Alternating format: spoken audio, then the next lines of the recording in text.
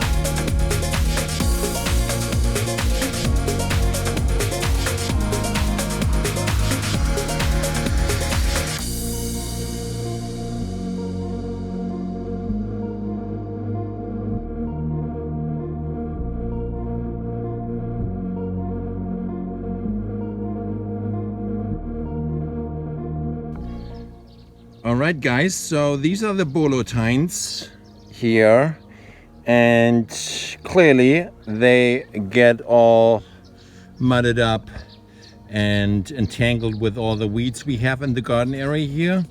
So clearly for those kind of like soil conditions or moisture conditions, the Bolo tines will not work. They will all clog up and they're like inefficient.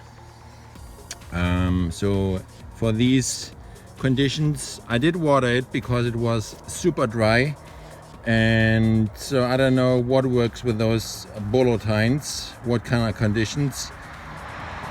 They're not working for that kind of stuff. They're all getting clogged up. So I may switch over to the tiller tines again, because they are not shaped as the Bolo tines, which will probably likely not ending up them being clogged up like that. So I don't know for what kind of soil conditions those are good.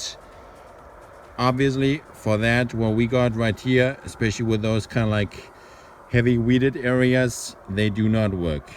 So they are more like a waste of time because you need to end up cleaning them in between. Yeah, so those are the Bolo tines on the Stihl KM131R.